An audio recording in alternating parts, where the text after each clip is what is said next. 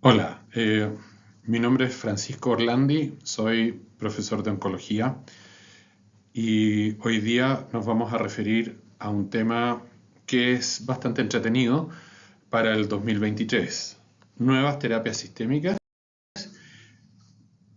Así es que, partiendo, les confieso mis conflictos de interés. Como ustedes verán, me dedico a la investigación, por lo tanto, hay un montón de compañías, algunas de las cuales ni siquiera están presentes en Chile.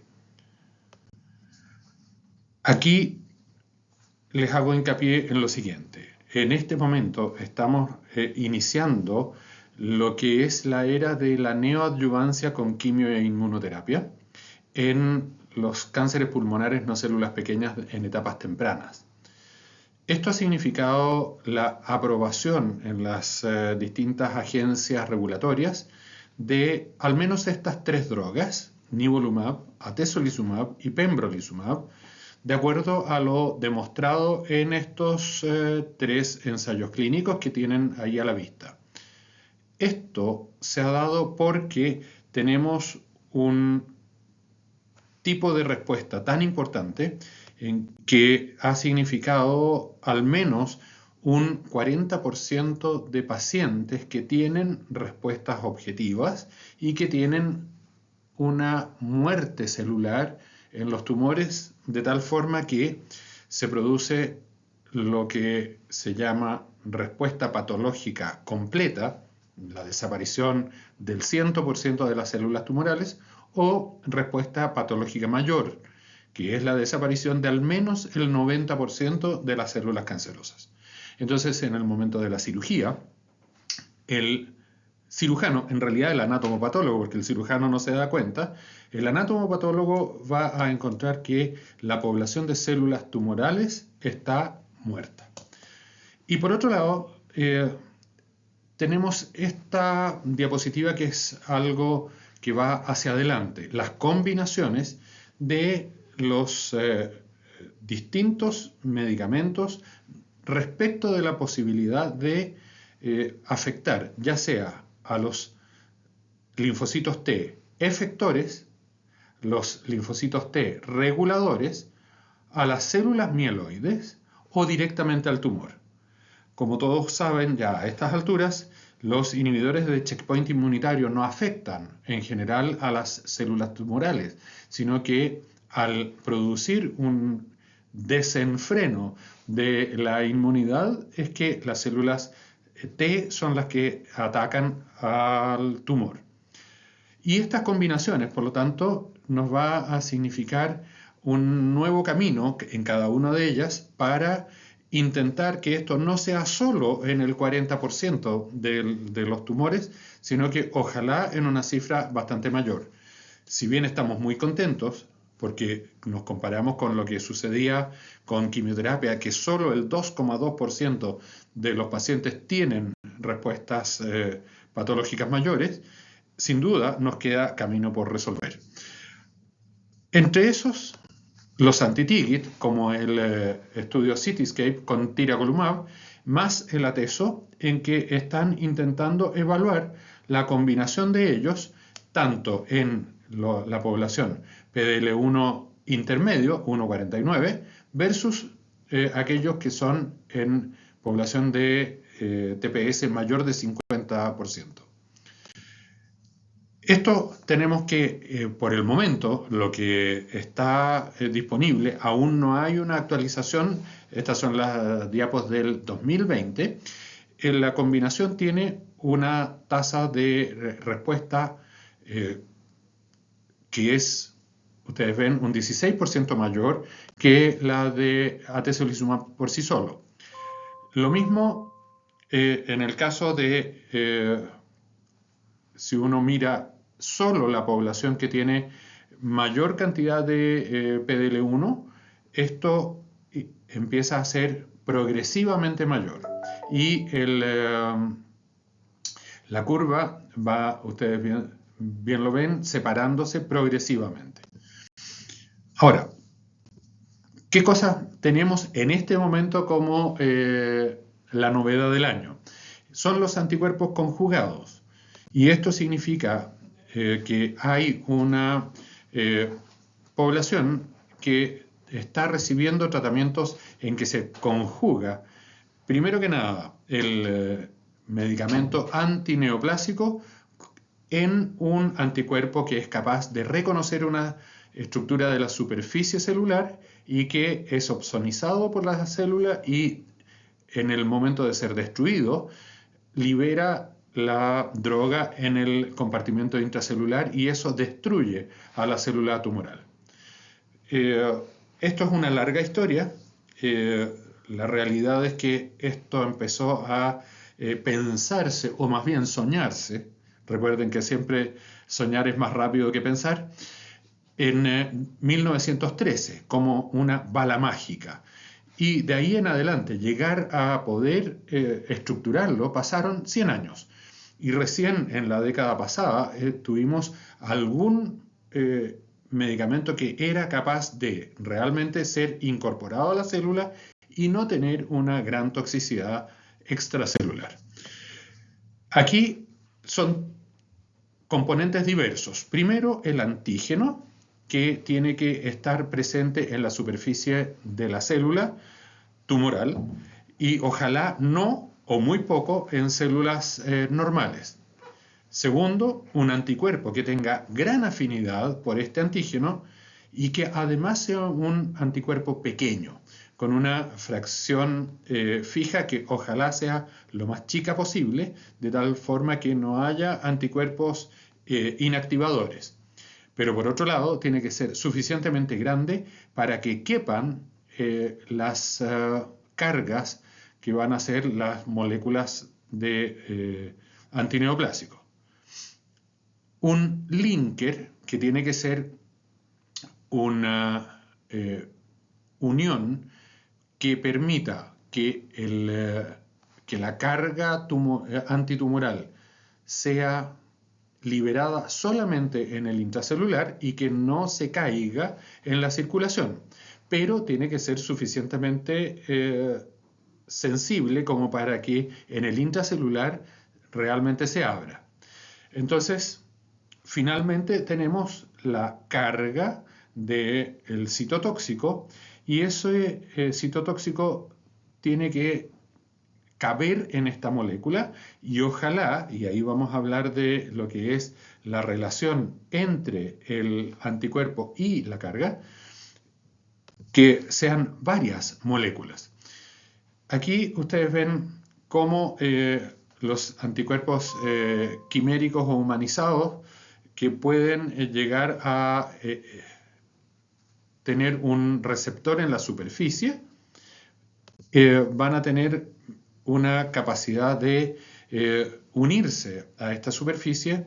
Por lo tanto, lo que queremos es que haya gran cantidad de antígeno que sea accesible a la circulación de tal manera que el anticuerpo que va a unirse sea capaz de llegar donde debe. Por otro lado, el complejo de anticuerpo y antígeno debe tener una gran capacidad de internalización. O sea, la opsonización de esto debe ser lo más perfecta posible. Y ojalá que el mecanismo esté ligado a una vía que fisiopatológicamente afecte a la célula tumoral. O sea, no es solo que esto llegue, sino que ojalá que esa vía sea directamente afectada por el bombardeo de antitumorales. Aquí ustedes ven cómo desde el adotrastuzumab emtansina, que fue de los primeros que tuvimos que se usaron en cáncer mamario, hasta las cosas que estamos usando actualmente ahora en cáncer pulmonar, ya sea células pequeñas o no células pequeñas. Y de esos, probablemente hay una familia que es la de deruxtecan con datopotamab o sacituzumab con govitecan, que estos van a ir a unirse a TROP2. Y por otro lado, un grupo que hemos estado investigando hace rato ya es el CEACAM5, que es una derivación del antígeno carcino embrionario y que esto nos permite utilizar una hemtansina de tal forma de lograr esta unión que se incorpora a la célula y que es destruida en el intracelular. Ustedes ven aquí cómo hay diferentes payloads, o sea, drogas, que van a ser ya sea inhibidores de túbulos o estos análogos de los inhibidores de topoisomerasa 1. Recuerden que el SN38 es el metabolito activo del irinotecan, que tanto hemos usado en tantas otras cosas. Y aquí ustedes lo ven unido a este receptor que es TROP2 y que está presente en tanto pequeñas como no pequeñas. Aquí vemos lo que son el tipo de, esto es bomba. Warhead se refiere a las cabezas nucleares en las bombas dirigidas, y esto se usa igual. Entonces, aquí están las auristatinas, las calcichamicinas, las maitancinas y las camtotecinas.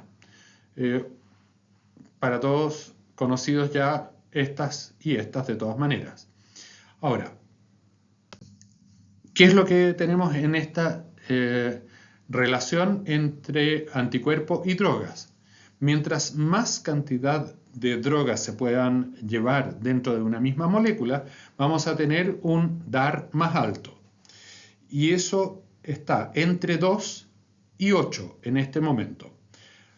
Por un lado, tiene que ser suficientemente grande como para que la cantidad de droga que se internaliza sea suficiente, pero no demasiado alto, de tal manera que no se produzca una salida una vez que la célula muere.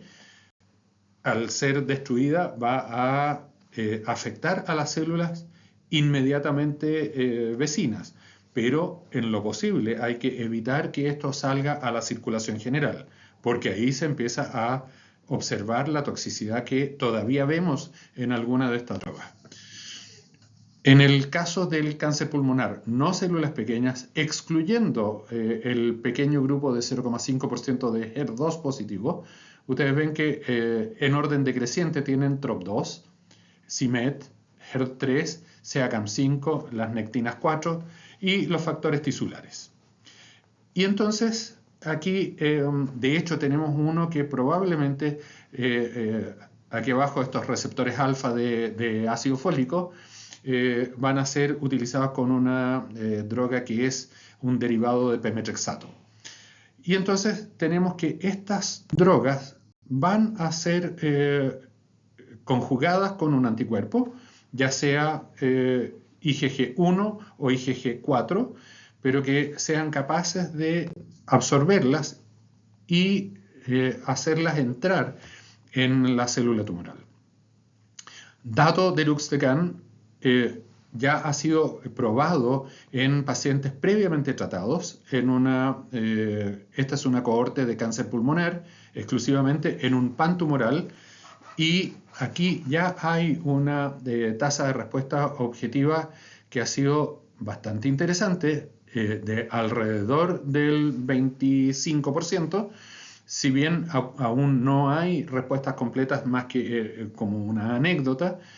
Hay que recordar que estos son pacientes que ya han recibido 1 o 2 o 3 líneas de tratamiento. Lo mismo en este waterfall plot, que ven cómo hay un grupo poblacional donde tenemos una tasa de respuesta suficientemente alta como para pensar en una muy buena esperanza. Sin embargo, lo que tenemos que pensar es que esto ya, una vez que lo hemos comprobado en estas segundas o terceras líneas, tenemos que avanzar hacia el momento de primera línea. Y eso es lo que estamos planteando en este momento. Estamos hablando a mediados de 2023 de la posibilidad de ir en estos basket trial para buscar grupos poblacionales donde, no teniendo alteraciones en los biomarcadores, tengamos la opción de plantear un tratamiento conjugado más inmunoterapia. Ahora, las monoterapias en CIMED también tienen una capacidad bastante importante en este momento de producir respuesta.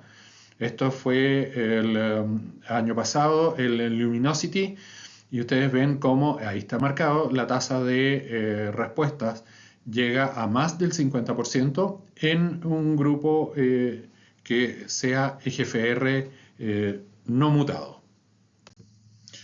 Entonces,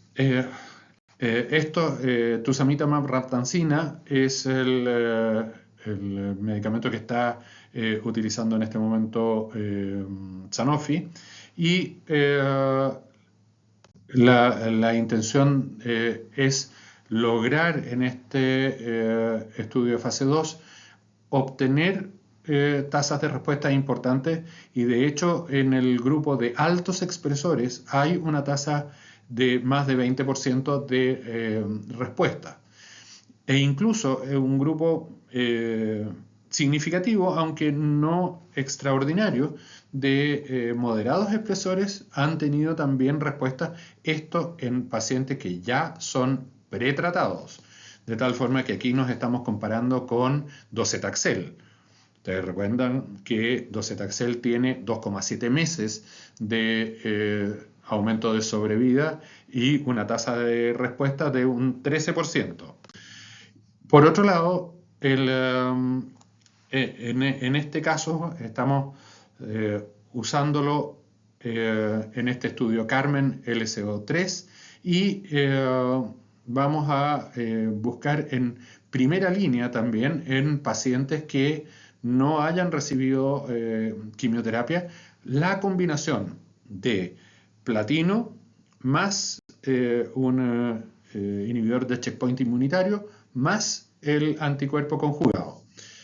Y esto, si bien parece ser importante, es probable que esté destinado a alrededor de un 20 o un 25% de nuestra población. Ahora, en células pequeñas, ustedes ven aquí un pequeño listado, también nuevamente con ciertos medicamentos que han sido usados después de cisplatino y etopósido, y hasta aquí no se ha encontrado un aumento de la sobrevida global que sea realmente eficiente solo con estas moléculas. Por lo tanto, lo más probable es que de nuevo tengamos que hacer una combinación triple o cuádruple, y es lo que AbbVie está en este momento planteando en esta población de pacientes que son refractarios o que fueron recidivados. En ese caso, probablemente, y esta es una vieja diapositiva para quienes me conocen, la hemos mostrado desde hace muchos años, que vamos avanzando a cada vez una medicina más personalizada. Esta dama aquí presentándole a un pobre farmacéutico su secuencia, y aquí él tratando de elegir entre miles de cosas. Sin duda, es algo que está siendo muy interesante y que probablemente dentro de los próximos meses y años vamos a lograr tener una capacidad de personalizar suficientemente y de generalizar adecuadamente. Muchas gracias.